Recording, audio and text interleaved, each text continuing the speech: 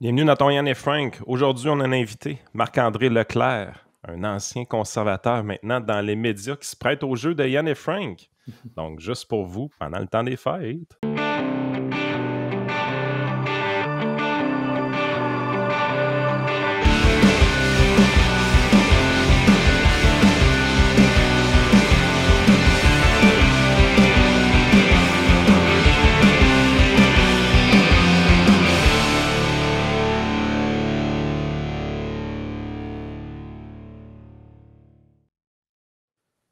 Donc, Marc-André, tu as publié il y a presque un an de ça, si je ne me trompe pas, la date Exact. exacte, c'est ça, 2022. Ce bouquin-là, Confidence politique, incursion dans l'entourage de nos élus. Au départ, quand je l'ai consulté, quand j'ai commencé à le feuilleter, je me disais, il y a beaucoup de choses à dire. Puis je me suis rapidement rendu compte que c'était aussi comme une série d'entrevues que tu avais faites avec plusieurs autres personnes qui ont travaillé dans l'ombre de la politique. Donc, peut-être on reviendra plus dans le détail, mais il y a Martine Tremblay qui a travaillé comme chef de cabinet de René Lévesque. Il y a Yann Plante qui était à l'ADQ puis au conservateur. Il y a Luc Lavoie, ton collègue, qui était chef de cabinet de Mulroney et au cabinet de Lucien Bouchard et plusieurs autres personnages. Fait que c'est vraiment, j'ai envie de dire, pour les gens qui nous écoutent, là, c'est un livre de geek politique. Là. Donc, si vous aimez si vous êtes du genre à écouter des documentaires là, behind the scene, là, ben, c'est vraiment fait pour vous autres, ce bouquin-là. Ça nous montre différentes formations politiques. Donc, il y a quelqu'un qui était au NPD, des gens qui étaient plutôt des péquistes ou des caquistes, d'autres qui étaient aux conservateurs, d'autres qui étaient chez les libéraux, entre autres Yasmine Abdel-Fadel, l'une de tes collègues aussi. Peut-être question de forme un peu. Comment est venue l'idée de ce bouquin-là et comment tu as décidé de faire des entrevues avec ces gens-là? Est-ce que ça c'était plus comme des conversations que vous avez eues comme ci, comme ça, ou c'était vraiment formel? Tu as rencontré des gens, fait des entrevues? Ben, en fait, moi, quand je suis devenu, j'ai passé 10 ans là, sur la colline à Ottawa, de 2009 à 2019. À la fin, j'étais chef de cabinet d'Andrew Scheer lorsque j'ai quitté après la campagne de 2019. Et quand j'ai été nommé chef de cabinet, il y a un de mes amis, Yann Plante d'ailleurs, Frank que tu as mentionné, qui m'avait donné ce livre-là, The Gatekeepers, qui parle des chefs de cabinet, comment chacun des chefs de cabinet à la Maison-Blanche influence le président, un président américain. Et bon, j'avais lu ça une fois que je suis rendu chef de cabinet. Et quand j'ai quitté la politique, quelques mois plus tard, en réfléchissant à ce que je voulais faire après la politique, je me suis dit, on n'a pas d'outils comme ça au Québec qui montrent justement, oui, de temps en temps, on parle des employés politiques, mais vraiment qui vont nous montrer qu'est-ce qui se passe dans les coulisses et comment les employés politiques sont des gens qui sont essentiels là, au fonctionnement, aux politiciens, aux premiers ministres, dans différentes organisations. Et j'ai approché une douzaine de personnes, de Martine Tremblay, Frank que tu nommais, qui a travaillé avec René Lévesque, jusqu'à des gens qui ont travaillé avec Justin Trudeau, François Legault, vraiment provincial, fédéral, de toutes les couleurs, de tous les horizons. C'est un livre qui est apolitique. Là. Je ne suis pas là pour décider, dire si Jean Charest a pris une bonne décision au Mulroney en 84, mais vraiment de dire c'est quoi votre travail, qu'est-ce que vous avez fait. Puis vraiment, je me suis assis avec ces gens-là, les faire parler, vraiment dans une entrevue dite officielle. Et après, au début, c'était pas comme ça que je voulais faire le livre, c'est un peu plus académique. Là. Ben, voici comment on fait une campagne électorale. Mais c'est en parlant avec les gens que je me suis rendu compte que c'était le fun de rentrer dans des histoires, d'aller voir comment ça se préparait à la période de questions avec René Lévesque, qu'est-ce qu'il mangeait, comment il s'organisait. Donc, c'est en parlant avec les gens que le livre s'est construit. Puis je me suis dit, ben, la meilleure façon de le rendre, c'est de faire sous forme de confidence et de parler de gens qui sont derrière les rideaux, derrière la scène, derrière la caméra, mais qui jouent un rôle très important dans notre démocratie. Yann, je ne sais pas si tu avais quelque chose à ajouter avant que je passe à peut-être un autre point. Là. Ben, honnêtement, je trouve ça intéressant de voir ça parce qu'on dit souvent en politique canadienne que les apparatchiks, premièrement, c'est-tu un mot qu'on aime dans le milieu, apparatchik, ou c'est un mot qui est méprisé? Non, parce que souvent on dit, non mais c'est un bon point, Yann, mais c'est parce que souvent on dit, tu sais, les apparatchiks ou, tu sais, des fois on nous appelait, tu sais, à Ottawa, des députés qui disaient les noms élus au bureau du premier ministre ou au parti ou peu importe, mais je veux dire, ces gens-là, là, puis moi j'en ai été un, on fait un travail essentiel, puis on fait un travail que les élus ne veulent pas faire. Tu sais, je veux dire, c'est pas.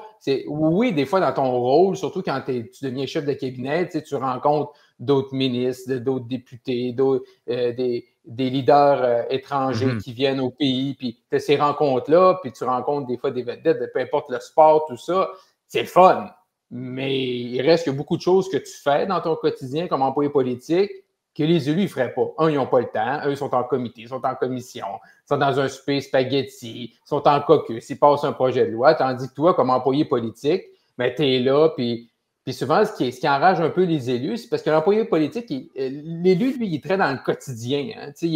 C'est quoi mon prochain comité? C'est quoi le prochain vote? C'est quoi ma prochaine activité dans mon comté? Tandis que les employés politiques, tu as le temps de te projeter dans l'avenir, puis de dire qu'est-ce qui va se passer dans 6 mois, puis c'est quoi la prochaine tournée du chef, puis c'est quoi le premier ministre, il s'en va où dans 2 semaines. Ça, c'est sûr que des fois, il y a des frictions entre les élus, mais qui sont élus par les gens, puis les employés politiques, eux qui ne sont pas élus, mais qui ont la confiance de leur patron, puis qui ont un travail à faire. Ben écoute, je voulais te poser cette question-là beaucoup plus tard dans l'entretien, mais allons-y parce que tu m'as ouvert la porte. Tu dis à la fin, en fait, au dernier chapitre du livre, à page 247, tu écris même si l'employé politique n'est pas élu, il peut, dans des rôles importants, avoir plus de pouvoir ou d'influence qu'un élu. Un peu ce que tu viens de dire. Tu dis le chef de cabinet du premier ministre ou du ministre de la Santé a 10 fois plus d'influence sur les politiques publiques qu'un élu sans portefeuille ministériel. Et tu dis que ça frustre beaucoup. Ben, est-ce que moi, ça me rappelle un peu ce qu'une certaine députée avait appelé les plantes vertes. Et Catherine Dorion a repris ça récemment en disant tu sais, nous autres, c'est décidé par la machine un peu du parti, puis nous autres, on nous donne des cartons quasiment pour nous dire quoi dire. Jusqu'à quel point c'est vrai, cette perception-là? Parce qu'il y a des élus que ça a l'air d'arranger, dans le sens d'avoir de l'encadrement, puis il y en a d'autres qui sont un peu plus des électrons libres, qui aimeraient ça, un peu pouvoir faire ce qu'ils veulent, puis ne pas recevoir d'appel du cabinet pour dire, ben là, écoutez, voici les lignes, voici la directive un peu à suivre. Il y a comme une part d'ombre là-dessus, puis je trouvais ça intéressant que tu en parles dans le bouquin. Moi, j'aime pas tant. Bon, il y a des gens qui l'ont dit, c'est plantes vertes. Est-ce que c'est vraiment des plantes vertes? C'est sûr que dans des points de presse, lorsqu'on met 28 élus derrière le premier ministre, c'est sûr que est-ce qu'ils pourraient faire une meilleure utilisation de leur temps? Probablement. Mais dans le quotidien, tu as différents types d'élus également. Il y en a qui vont venir dans ton bureau, qui vont te proposer des choses, qui vont travailler avec toi. Moi, quand j'étais chef de cabinet, là, le porte-parole là, en finance, c'était Pierre Poilievre. Ben, Pierre Poilievre, c'était pas une plante verte. Pierre Poilievre, il venait dans ton bureau, puis il jasait, puis tu avais des vraies discussions, puis il y avait l'oreille du chef, puis tu travaillais avec lui, ou une Michelle Rempel, par exemple. Il y a tout le temps des gens comme ça dans ton caucus qui, oui, ont un incident. Mais il y en a qui ça ne leur dérangeait pas trop également de se laisser pousser par le vent ou que suivre la barque, puis qu'eux, ben, tu leur présentes une stratégie, puis on va dire ça, puis ils étaient contents de le faire. Tu ne peux pas non plus, dans un caucus, surtout au fédéral, c'est des gros caucus, là, contrairement à Québec. Tu sais, quand tu as 150, 200 députés, ben là, maintenant, tu ne peux pas non plus avoir 200 stratèges en chef. Fait qu'à un moment donné, mais c'est ça, parce qu'il y a un peu une dichotomie, puis tout le temps un paradoxe, parce que si un chef de parti, par exemple, ne propose pas une stratégie qui aura travaillé avec ses employés, son staff, ben là, les députés vont dire quoi? Ben là, on a un chef, puis il n'y a pas d'envergure, puis il n'y a pas d'idée. Tandis que s'il propose, ben là c'est ça, il veut nous imposer quelque chose. Fait, mais oui, c'est ce que j'ai écrit dans le livre à la fin. C'est sûr que comme chef de cabinet, tu as plus d'importance, parce qu'il y a un pouvoir aussi de proximité. Là. Je veux dire, dès que tu finis une rencontre avec ton patron, ben, que ce soit un ministre ou un premier ministre, ben, après ça, le débrief, il se fait avec les employés politiques qui étaient dans la salle. T'sais. Fait que, après ça, les actions A, B, C que tu dois faire après cette rencontre-là, ben, sont prises avec ces personnes-là. Mais le caucus également joue un rôle important. T'sais, à Ottawa, il y a des rencontres tous les mercredis matins, puis il y a des décisions qui sont prises là. Puis comme employé politique, quand moi j'étais chef de cabinet, j'étais le seul employé politique. Donc, on a parlé beaucoup dans les dernières semaines, là, la CAQ qui se font des caucus le mercredi soir sans employés politiques. Ce que je comprends, c'est qu'à Québec, avec la CAQ, ils sont plusieurs. Ils sont 5-6. Je me suis informé il y a 2-3 semaines lorsqu'il y avait des grandes rencontres là-dessus. Mais moi, à Ottawa, j'étais le seul dans la salle. Mais pourquoi j'étais là?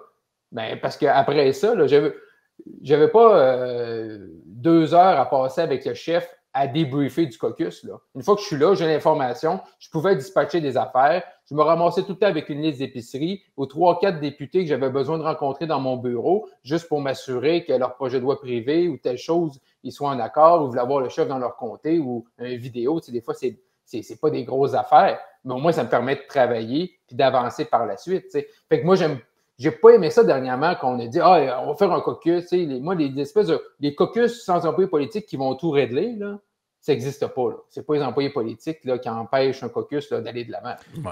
De l'ère conservatrice, on sait que Stephen Harper, le bureau du PMO, était très fort. Oui. Est-ce que c'était pareil sous Andrew Scheer avec toi? Je pense que c'était quelqu'un qui était un petit peu plus ouvert aux idées des autres que Harper, qui était un peu plus fermé de mémoire. Oui, plus ouvert, mais je pense qu'une fois que tu deviens premier ministre, il y a une concentration. Puis Justin Trudeau le vit également. Au début, là, c'était OK, là, les ministres, vous allez décider. Là. Mais quand ça commence à aller moins bien dans les sondages, quand tu commences à avoir des controverses, ben là, tu resserres. Là. Et plus les années passent, malheureusement, c'est la nature de la politique, peu importe, je pense, le niveau, c'est que plus les années passent et plus tu réduis ton cercle de gens de confiance. Oui. Parce qu'il y a des victoires, il y a des défaites, il y a des gens qui te trahissent, entre guillemets. Fait ce qui fait en sorte que les gens pour qui tu as confiance, il y en a de moins en moins. Mm-hmm. Fait que là, tu resserres, puis c'est les mêmes qui tirent. Les gens ont l'impression que c'est les mêmes qui tirent les ficelles, mais quand il arrive des grands moments où ça brasse beaucoup, ça, c'est sûr et certain que tu réduis le nombre de gens à qui tu partages l'information. Ben oui. Puis ça, c'est un problème aussi. Ils partagent l'information, mais d'un autre côté, les gars, il n'y a rien de plus choquant. Quand tu arrives, tu dis en caucus, on va vous présenter la stratégie de la prochaine campagne ou un projet de loi ou une annonce qu'on va faire dans 2 semaines. Puis ça se ramasse dans la presse, dans le Devoir, dans le Journal de Montréal.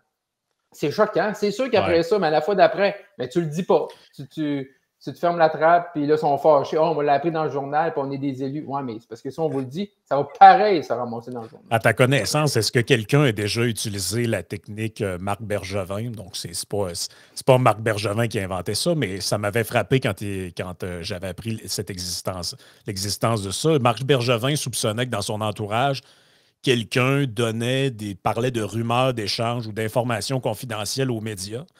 Et ce qu'il a fait, c'est qu'il a pris ses plus proches collaborateurs et il leur a tous donné une version un peu différente de ce qu'ils pensaient faire. Ça s'est ramassé sur des sites genre Hockey 360, dans les coulisses, tout ça. Je pense que le vrai nom de ça, c'est la technique du canari jaune, quelque chose comme ça. Et il a su en fait, qui faisait couler l'information. Donc, tu sais, il y a de l'information qui est coulée volontairement et il y en a d'autres qui est coulée. T'en parles un peu là, dans le livre aussi, là, que le coulage d'informations, ça se fait depuis toujours. On essaie de tâter le pouls de la population avec des trucs, mais du coulage involontaire, est-ce que toi, tu as eu connaissance ou les gens avec qui tu as parlé, qui ont eu connaissance de ce genre de stratégie-là un peu? Ben, je pourrais dire cette technique-là, à mes débuts, j'ai déjà vu ça. Tu sais, en politique, là, il y a tout le temps la liste des comtés ciblés. Là. À l'aube d'une élection, c'est quel comté que tu vas cibler pour mettre des vedettes, puis mettre des ressources, puis tout ça.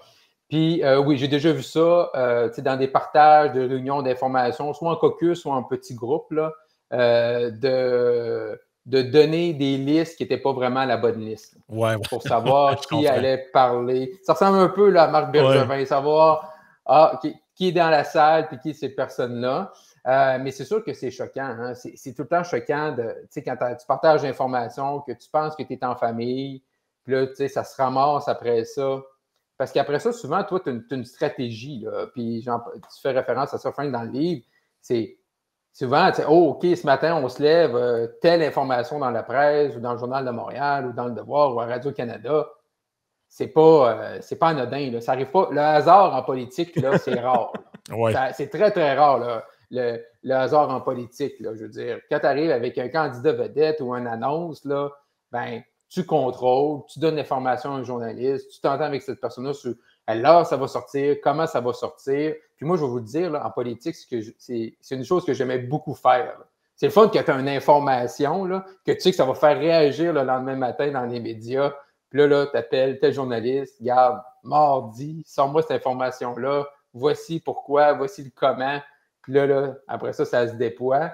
Mais ça, le hasard n'existe très peu. En fait. On parle de stratégie, puis une des premières anecdotes du livre sur laquelle j'ai vraiment accroché, c'est que, puis tu racontes un peu le background de tout ça, mais c'est un peu accessoire, là, mais tu parles de, en gros, quand l'aventure pour toi commence avec Andrew Scheer, bon, c'est la course à la conservatrice au fédéral. Donc, les gens se rappellent, il y avait, à l'époque, Maxime Bernier était favori. Ça, c'est avant le Parti populaire, tout ça.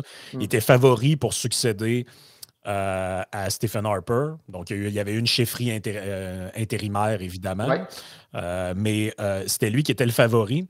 Et là, tu racontes un peu comment ça se passe, comment Scheer était plutôt derrière lui dans les sondages qu'on avait, puis même dans les premiers résultats de vote. Mais l'anecdote qui m'a le plus marqué, c'est, tu racontes ça dans le livre, tu dis, après une courte nuit, l'équipe Scheer s'est retrouvée pour le petit déjeuner afin d'écrire le discours qu'elle espérait être celui de la victoire. Pendant qu'elle s'affairait à la tâche, le téléphone de M. Scheer sonne. Un numéro du Québec. Il a pris l'appel en s'éloignant de la table pour ne pas être dérangé par le bruit des tasses et des assiettes. Ce n'est que quelques heures plus tard que j'allais apprendre que la personne qui avait appelé mon patron à l'heure du petit déjeuner était Maxime Bernier. Durant la conversation, le Beauceron concédait indirectement la victoire à M. Scheer. Était-ce une tactique pour que notre équipe arrête de travailler ou était-ce un acte de bonne foi? Personne ne le saura jamais.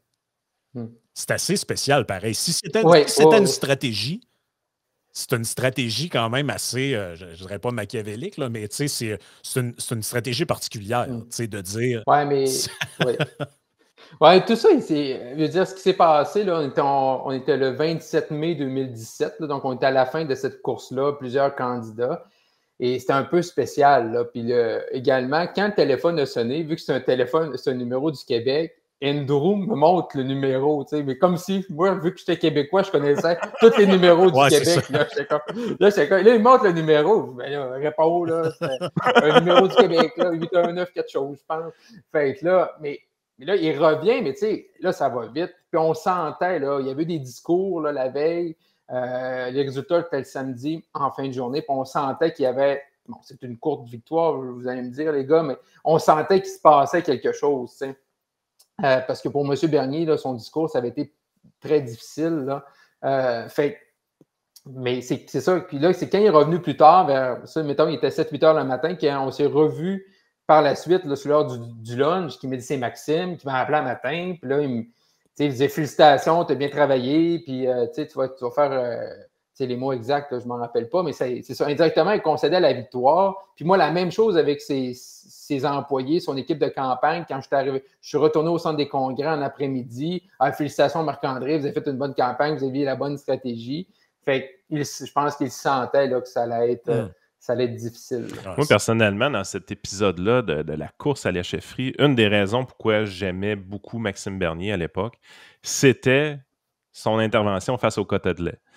Puis on sait que dans la campagne Andrew Scheer, ça a été déterminant pour la victoire d'Andrew. Puis je pense que c'était un peu l'architecte de ça, ou en tout cas, tu as été impliqué dans beaucoup de discussions. C'était quoi votre thinking à ce moment-là pour battre cette idée-là qui a été quand même assez cruciale dans la campagne de la course à chefferie? Ben, tu sais, moi, j'avais commencé en janvier 2017. Moi, je travaillais pour Rona Ambrose en 2016, suite au départ de Stephen Harper. Fait que là, on arrive, puis là, je vois un peu comment la course se dessine, puis... moi, je trouvais que M. Bernier, ce n'était pas la meilleure personne à ce moment-là pour gérer le parti. Fait que là, j'ai regardé les candidats qui étaient là. Je connaissais Andrew parce qu'il était leader parlementaire, puis on se croisait tous les matins. Il s'est lancé dans la course à l'automne 2016. Et moi, c'était en janvier 2017. J'ai dit, garde, je lâche ma stabilité avec Rona Ambrose aux communications, puis je m'en vais avec Andrew. Puis là, après 2 semaines, je regardais ça aller. Puis là, j'ai dit, bon, OK, le Québec sont derrière Andrew, c'est clair. Derrière Maxime, plutôt. Fait que j'ai dit, OK, c'est clair. J'ai dit, là, il faut que je me trouve une stratégie. Parce que c'est une campagne à chefferie, il n'y a rien de sexy. Là. Tu vends des cartes de membre. Le reste, on s'en fout. Juste préciser un truc, Marc-André, que directement en lien avec ça que tu mentionnes dans le livre et qui, moi, me surpris, c'est que, je ne sais pas comment le dire autrement que ça, mais on a l'impression que pour le Québec, c'est pas le bon mot, là, mais tu vas comprendre ce que je veux dire. Il y a quasiment quelque chose de tribal, là, de genre, c'est quand il y a un candidat qui vient du Québec, par Oh, oui. définition, on va vers lui parce que moi, je me serais plutôt attendu que les conservateurs québécois aillent du bord de Scheer. Mais toi, tu dis même à un moment donné que c'était comme un peu risqué / mal vu pour toi Oh, d'aller du oui. bord de Scheer et non de Oui, oui, oui, Bernier parce oui. que là, tu prenais position pour un gars de l'Ouest. Et un peu ce qui s'est passé à la dernière chefferie. Là, on a vu tout le caucus québécois, sauf Paulus et un autre, Ouais. se mettre derrière Jean Charest, Gourde. même si, comme dans le cas de Gérard Dettel, il avait Mm. dit tout ce qu'il n'y a pas de mal à dire sur Non, non, Charest. exactement. Exactement. Donc, tu as raison, Frank. Moi, là, j'étais comme le Québécois. Puis là, pourquoi je ne suis pas derrière le Québécois? J'avais comme pas le choix d'être derrière Maxime Bernier. Fait que là, quand je suis allé avec Andrew, fait que là, passe 2 semaines, je vois un peu l'état de situation. Puis là, je me fais pitcher un peu des roches, entre guillemets, parce que là, j'appuie un gars de la Saskatchewan qui est né à Ottawa. Puis là, rapidement, je vois que sur le terrain, il y a un groupe de producteurs laitiers qui s'est formé. Fait que je vois le nom du monsieur Jacques Roy, que je ne connais pas. Puis bon, facilité d'Internet, je rentre en contact avec lui. Puis je réussis à avoir son numéro de téléphone. Puis je prends le téléphone, je l'appelle. Puis au début, hey, c'est qui ça, Leclerc, le gars du lac Saint-Jean qui travaille pour Indrochir? Mais pour me rendre compte. Et c'est, tu sais, dans la vie, là, des fois, tantôt je disais qu'il n'y a pas d'hasard à la politique, mais des fois, il y en a dans la vie. J'appelle ce Jacques Roy-là, je lui demande où ce qu'il reste. Il me dit, je reste en Beauce, à Saint-Isidore-de-Beauce. Ben moi, mon oncle, puis j'ai de la famille en Beauce, à Saint-Isidore-de-Beauce, qui sont des producteurs laitiers, qui est un des meilleurs amis à Jacques Roy, au gars qui met ça en place, le groupe Facebook, les Amis de la gestion de l'offre. C'est comme ça qu'on a travaillé ensemble. Mais tu sais, moi, j'ai entendu plein d'affaires, tu sais, qu'on avait travaillé avec l'UPA, puis on n'a jamais signé de deal, on n'a jamais fait, on a juste dit, on va protéger le système de gestion de l'offre, mais on l'a toujours travaillé avec les producteurs sur le terrain, un par un. Là.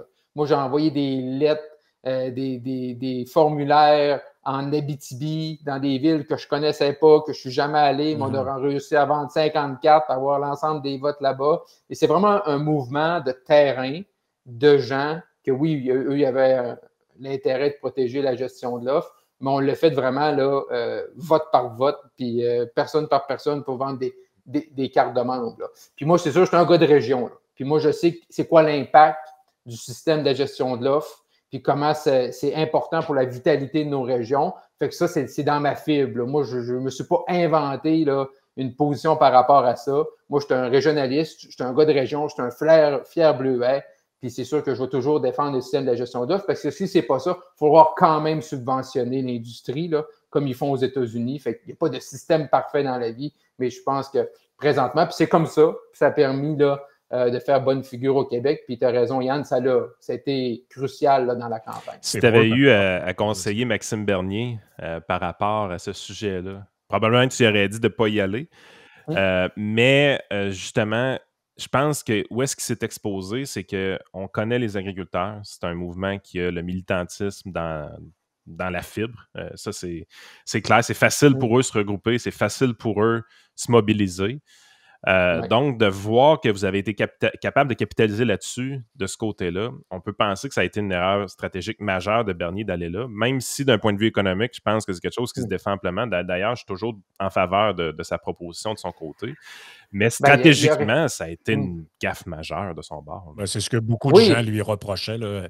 Je me souviens d'avoir entendu des gens du parti qui ont commenté après, ben, surtout aussi après le fait que Bernier ait décidé de quitter pour fonder le Parti populaire, tout ça. Il y a beaucoup de gens qui disaient, tu sais, Maxime, s'il voulait faire avancer des idées libérales, il aurait pu choisir tout sauf ça. Je me souviens que c'est quelqu'un qui commentait, je me souviens plus si c'est Paulus ou autre, c'était pas stratégiquement la meilleure des idées. Mais si on continue sur... parce que dans la deuxième partie, j'aimerais ça qu'on parle de quelques cas précis de gens que tu as interviewés qui sont tout à fait fascinants. Mais si on termine un peu ton parcours là-dedans, tu racontes comment ça s'est terminé avec Andrew Scheer. Puis mon impression puis ma constatation après, c'est que je me suis dit à quel point c'est ingrat, pareil, le travail dans les coulisses, parce que tu dis, bon, si le chef gagne, si le chef performe bien au débat dans les élections, il n'y a personne sur les panneaux, sur les plateaux de télé qui va dire, hey, Andrew Scheer, quelle performance ce soir au Face-à-Face TVA. Tout ça, c'est à cause de Marc-André Leclerc qui l'a bien préparé. Par contre, quand les performances sont mauvaises, on pointe l'entourage du chef, on pointe la mauvaise préparation. Là, il commence à chercher des boucs émissaires. Et tu le racontes dans le livre très bien. À un moment donné, tu es calé au bureau d'Andrew Scheer. Tu sais pas mal ce qui s'en vient et tu rentres dans le bureau en disant « Je vais couper ce cours. J'ai dit que je vais m'en aller quand ils trouveront quelqu'un pour me remplacer. » Et lui, il fait comme te surprendre avec son approche. Il dit « Non, non, tu t'en vas maintenant. » Et tu dis, à ce moment-là, c'était comme un sentiment d'injustice. Là. Tu t'es dit, mais voyons, après tout ce que j'ai fait, puis la bonne quand même, c'est pas une mauvaise campagne que les conservateurs avaient faite. On rappelle qu'ils ont quand même gagné le vote populaire à cette élection-là. Qu'Andrew Scheer avait eu quand même des scores corrects au Québec, là, dans les circonstances, qu'il y avait eu quand même des bons moments, tu le dis, dans les débats, mais c'est vraiment, encore une fois, la question sociale là, sur les trucs d'avortement et tout ça. Là. Comment t'as essayé de contrecarrer? Parce que visiblement, ça n'a pas fonctionné, mais tu le savais, là, tu t'en parles dans le livre, tu savais très bien que ça allait être comme ça, qu'il allait être accueilli avec une brique et un fanal. On va te cuisiner sur l'avortement, les gays, puis les questions finalement sociales. Là. Oui, mais moi, quand on a entamé l'année 2019, donc l'année électorale, je savais que les débats, le face-à-face à TVA, allaient être crucial. Donc, on avait mis vraiment une équipe en place de préparation. Puis on se préparait. On était en janvier 2019. Là, puis là, la campagne était en septembre. Là, on faisait des simulations de débats. Là. Toutes les questions sociales, là, je pense qu'on les a pratiquées 158 fois. T'sais. De trouver une façon, puis la question posée par Blanchette ou Trudeau, Signe, on avait vraiment travaillé. Ce qui est malheureux, c'est que le soir à TVA, au face-à-face, c'est probablement été sa moins bonne performance des 159 fois qu'on l'a fait, là, hein, en pratique, puis le soir. Mais rendu là moi, l'équipe, on y avait tout donné. Là, toute la préparation était là. Rendu là, ces 10 minutes-là, ça appartient au chef, ça ne m'appartient plus. C'est pas toi le sniper, t'es le coach. Là. Non, je ne suis pas là. J'aurais aimé ça, moi, être là, répondre aux questions. Mais si je n'étais pas là, puis sur ces enjeux-là, Andrew puis moi, on n'était pas à la même place non plus. Là. Je veux dire, mais moi, je respectais ça, mais il a garanti aussi, c'est qu'on n'allait pas rouvrir le débat sur l'avortement, par exemple. Mais rendu là, on a essayé de donner la meilleure préparation. Ça n'a pas fonctionné. Mais je peux vous dire, les gars, ça a pris 2 secondes après, là, que j'ai reçu des textos de candidats, des gens dans le parti, puis que c'était fini pour moi. Là. Je veux dire, là, la campagne n'est même pas finie. Là. Puis déjà, il y a des gens dans le parti, il restait encore une semaine. Là, peut-être le débat restait 2 semaines, mais même la dernière semaine, Marc-André, il faut voir qu'il parte. Là. Puis moi, il a fallu que je prenne le téléphone avec des gens, puis leur dire, en pleine campagne, là, je me rappellerai toujours, j'ai fait 2 téléphones, j'étais à Winnipeg, il restait une semaine avant le vote, puis ils disaient, regardez, là, le débrief, là, puis qui est coupable, là, on fera ça le lendemain de l'élection. Là, on va se concentrer là, à la gagner. Là. Puis si on ne gagne pas, là, vous ferez mon procès par après. C'est incroyable. Ça, c'est lourd. Ça, c'est extrêmement lourd. C'est pour ça, au début du livre, là, je mets une courte citation de John F. Kennedy en 1961. La victoire a 100 pères, mais la défaite est orpheline. Quand tu gagnes, c'est la faute de tout le monde, mais quand tu perds, c'est la faute de personne. Moi, j'étais prêt en 2019 à prendre ma partie, mon blâme par rapport à ça, mais je n'étais pas le seul. Et c'est ça qui me faisait mal. Frank, quand tu relates là, la rencontre, ma dernière rencontre comme chef de cabinet avec Andrew, je m'en rappellerai toujours, 21 novembre, il y avait un problème dans l'Ouest canadien avec le Canadien Pacifique, je pense, la CP, les trains, les gains, tout ça. Les députés de l'Ouest avaient des problèmes. Puis on avait demandé, parce que le Parlement ne siégeait pas, on avait demandé une discussion. J'avais appelé Katie Telford, j'avais dit, Katie, il y a un problème dans l'Ouest. S'il faut passer une loi spéciale ou quelque chose, on est prêt à ce que vous conviez le Parlement avant, qu'on saute 2-3 étapes, qu'on passe ça. Fait que collaboration, j'ai dit, mon boss voudrait parler avec le premier ministre. Fait qu'à 5 heures, on s'était parlé. On avait fait l'appel dans mon bureau. Puis c'est par après que Andrew vient dans mon bureau. Puis c'est là qu'on a eu notre dernière discussion. Mais moi, j'étais prêt à le faire. Puis je comprends qu'un chef qui veut rester en poste après une défaite, ben, t'essayes, tu dis, bon, il faut que je me sépare, il faut que je trouve du sang neuf, des gens autour de moi, il faut que je me sépare d'alliés, des gens qui m'ont permis. Mais moi, j'ai dit, garde, laisse-moi la chance de moi d'annoncer mon départ, de dire, regardez, je vais faire la courte session de décembre, il y avait peut-être une dizaine de jours que ça allait siéger. Puis après ça, j'irais m'occuper de ma famille, mes enfants et vaguer vers un nouveau défi. Il me dit non. Il dit, c'est moi qui te mets dehors. On va faire ça lundi. On était un jeudi, on va faire ça un lundi. Finalement, il a fallu qu'il fasse ça là, une fois que ça s'est parlé, ça s'est répandu. Puis ils ont fait ça un samedi matin un peu en panique. Mais c'est sûr, j'ai pris ça tough. Je suis rentré chez nous, j'ai pleuré ma vie. Tu dis, les gens, après ça, ils te restent quoi? Là? Je mets ça dans mon CV. Après l'élection de 2019, je me suis fait mettre à la porte. Je veux dire, c'est ça. Il n'y a pas de filet. Là. Moi, il n'y a pas. Je veux dire, je gagnais bien ma vie. Il y avait un bon salaire comme chef de cabinet, mais je n'avais pas de permanence. Et ils ont eu l'audace de te rappeler. C'est ça qu'on voit dans le livre. Oui. Parce qu'après, tu dis, pour la campagne de 2021, on m'a sollicité et dernièrement, on m'a sollicité encore. Donc là, tout d'un coup, tu étais revenu bien bon. Puis, comme je dis, il y a quelque chose d'ingrat. Non, c'est ça. Moi, j'ai quitté le 21 novembre. Ma dernière discussion, c'était le 21 novembre. Et après ça, je pense qu'Andrew, lui, je pense, si ma mémoire est bonne, c'est dans le coin du 12 décembre environ, 3 semaines plus tard environ. Il annonçait qu'il quittait. Et il annonçait ça vers midi. À 3h15, on m'appelait pour que je puisse me joindre à une équipe d'un des candidats qui s'est lancé dans la campagne là, entre Erin O'Toole et Peter MacKay là, par la suite. Chose que j'ai déclinée. Un, émotivement, je ne suis pas là. C'est sûr. 2, j'essaie de me rebâtir comme individu. Puis 3, de retourner vendre des cartes de membres, ça ne me tente pas. Donc, merci. Puis on m'a rappelé aussi par après là, dans le duel entre Poilievre et Charest que j'ai décliné également. Écoute, on va poursuivre dans quelques... pour les gens qui nous écoutent, ça va être le lendemain. Pour nous, ça va être dans quelques instants. C'est pour ça qu'on a encore le même linge. C'est pas parce qu'on ne se lave pas. Donc, on va poursuivre, mais cette fois-ci avec des cas de gens que tu as interviewés, vraiment des trucs intéressants sur des personnages de l'ombre que vous connaissez ou peut-être vous ne connaissez pas du tout, qui ont joué des rôles clés derrière les rideaux, si on peut dire. Donc, manquez pas ça. On se reparle demain pour la suite de tout ça.